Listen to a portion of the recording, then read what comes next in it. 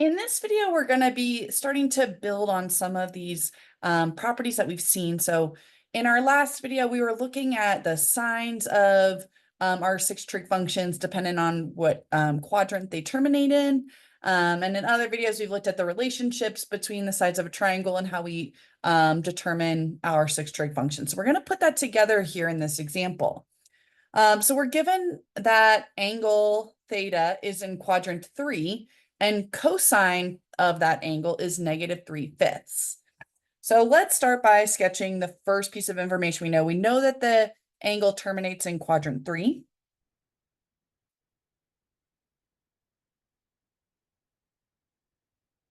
And we know that cosine of theta is equal to -3/5. So it's important to remember that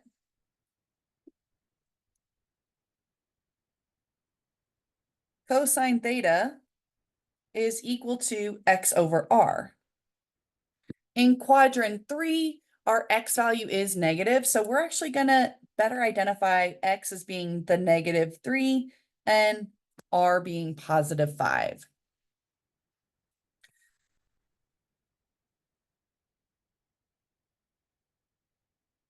So here's our angle theta, but we know that this triangle, the x value is going to be -3, so -3. The radius or that hypotenuse is going to be 5. So now we need to figure out what's that y value here. What's the length of that vertical side? We're going to use the Pythagorean theorem. -3 squared plus, I'm going to use y since it's going to represent our y, is equal to 5 squared.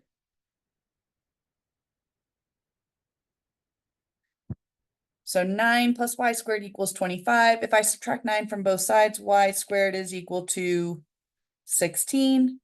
Y is equal to, and in this case, it's going to be -4. If we take the square root of 16, we get a positive or a negative. But remember that this angle terminates in our third quadrant, so y is also negative, which is why we kept it negative.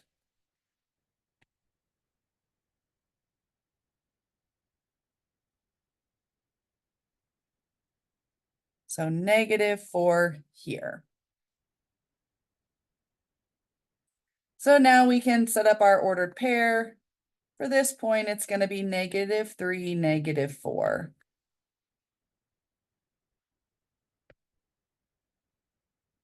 Sine is going to be y over r, so -4 divided by 5. Cosine is going to be x over r, which we were actually already given x, so cosine of theta, -3 over 5. Tangent is going to be y over x, so -4 divided by -3, which simplifies to +4/3. And now we're looking at our reciprocals. Cosecant of theta is going to be 5 divided by -4, or -5 over 4. Secant is going to be -5 over 3. And cotangent is going to be 3/4.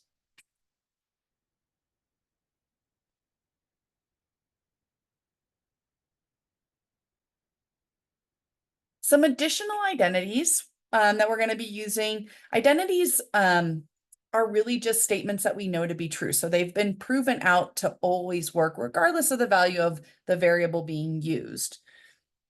So we have 3 Pythagorean identities. Sine squared theta plus cosine squared theta is equal to 1. Tangent squared theta plus 1 is equal to secant squared theta.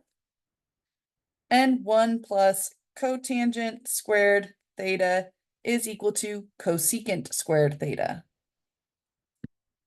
Now we'll use all 3 of these in this class, but this first one is used all the time. We will use that identity all the time to make substitutions to simplify expressions and different equations. Another set of identities that are used all the time are quotient identities. Our quotient identities, we have 2. Tangent of theta is equal to sine of theta divided by cosine of theta.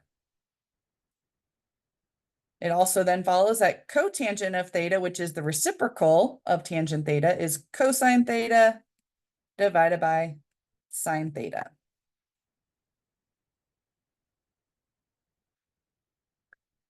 Find cosine theta and tangent theta, given that sine theta is equal to negative square root of 2 over 3, and cosine is positive. So let's think about this. We're being told that our sine of theta is negative. That happens in Q3 and Q4. And that cosine is positive. That happens in Q1 and Q4. Since both of these need to be satisfied, that tells me that my angle theta terminates in quadrant 4. And that's going to help me set up my picture.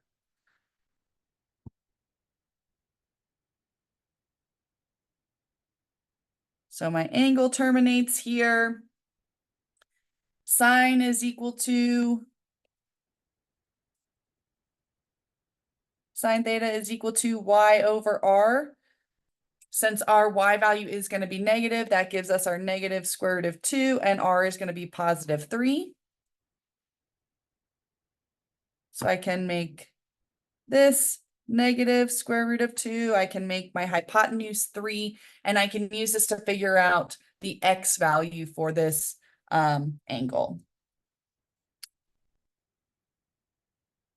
So x squared plus negative square root of 2 squared equals 3 squared. Negative square root of 2 squared. Negative 1 squared is 1. The square root of 2 squared is 2.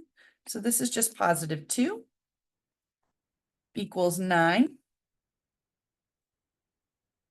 X squared equals 7. So x is equal to the square root of 7. And it's positive because we are in quadrant 4.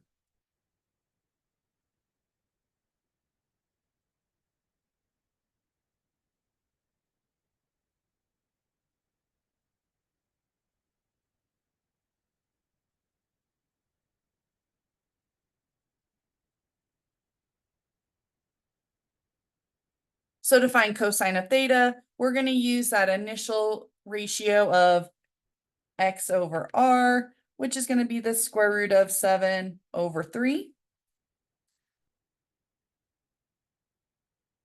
Tangent theta is y over x,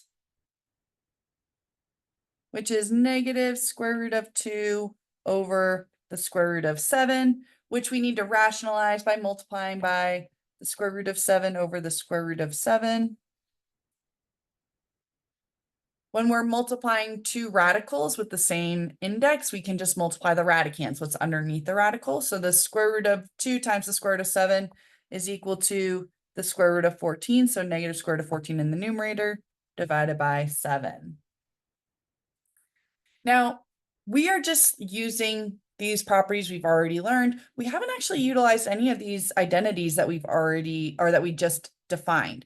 So I'm going to look at this exact same problem in a little bit of a different lens using those Pythagorean identities. So same problem. We're given that sine of theta is equal to negative square root of 2 over 3. We know that sine squared theta plus cosine squared theta is equal to 1, and we're looking for cosine of theta.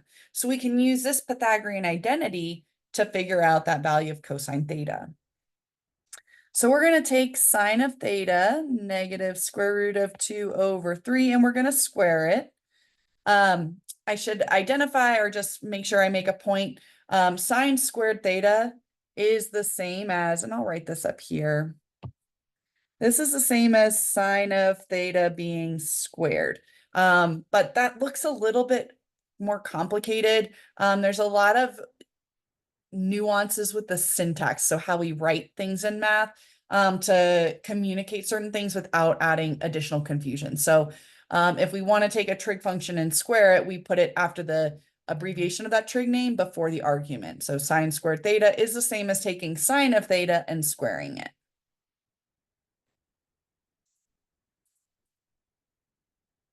Plus cosine squared theta is equal to 1.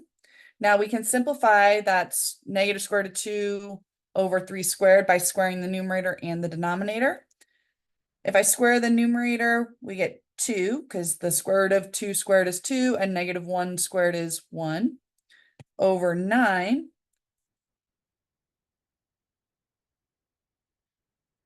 I'm going to subtract 2 over 9. So we get cosine squared theta is equal to 1 minus 2 over 9, or 7 over 9. To find cosine of theta, we're going to take the square root of 7 over 9. Now, we need to pay attention to the sign. This is going to be positive because we are in quadrant 4, right? We determined that from the very, very beginning. It also tells us in the notes or in the description of the problem that cosine is positive. So now we can simplify this. If we are taking the square root of a fraction, we can break that up as the square root of the numerator divided by the square root of the denominator, and this is going to help us simplify it. So this is the square root of 7 over the square root of 9, or the square root of 7 over 3. Which, if we compare this to what we found above, same thing. Now, we have sine of theta, we have cosine of theta, which means if we're trying to find tangent of theta, we can use the ratio of sine theta divided by cosine theta.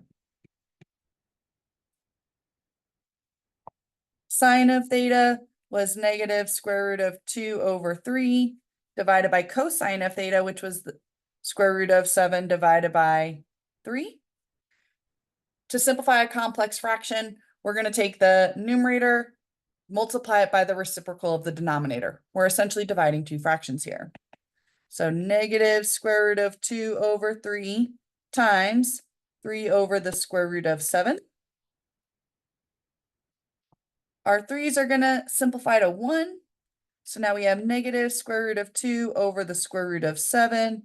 And to rationalize it, we'll multiply by the square root of 7 over the square root of 7. This gives me negative square root of 14 divided by 7. Again, looking at this answer compared to the answer we found up here, same thing. So just illustrating two different ways of looking at a problem like this. The first one is using techniques we learned a little bit earlier. So plotting this on a grid using the Pythagorean theorem to find our missing value. The second method is using those identities that we just learned.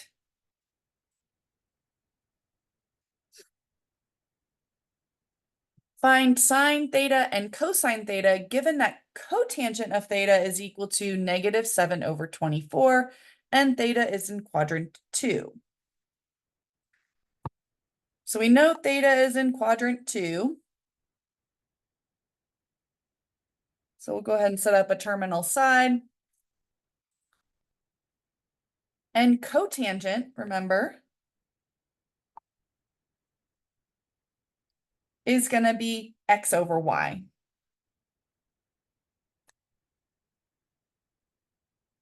So that means our x, since we're in quadrant 2, is going to be negative 7. And our y is going to be 24. Now we need to figure out the value of r. We're going to use the the Pythagorean theorem to do that.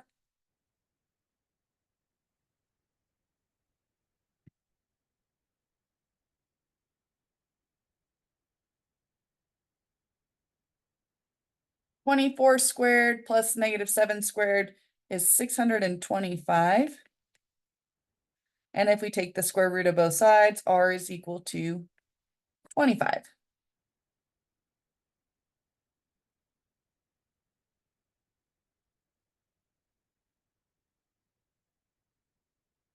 Sine of theta is equal to y over r, so 24 over 25. Cosine of theta is equal to x over r, or negative 7 over 25. Now, one pitfall that can sometimes happen here is if you're looking at cotangent theta, let's think about those quotient identities.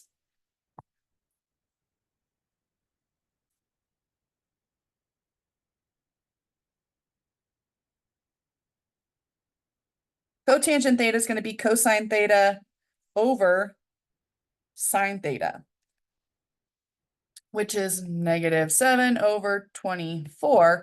But we can't directly say that cosine is equal to -7 and sine is equal to 24. As we start learning more about these trig functions, we are going to learn about the ranges of them. And both of these values are outside of the range of either of those functions. And so what we're really seeing is that this doesn't land on the unit circle, which again, we'll learn a little bit more about that as well. But you just want to be mindful of when we're using those Pythagorean or the quotient identities, because the R is the same, they're going to cancel out. So again, if we think about it as X over R divided by Y over R, these values of R will cancel out. Doesn't mean it's not there though. Doesn't mean that it's one. So just be mindful of that.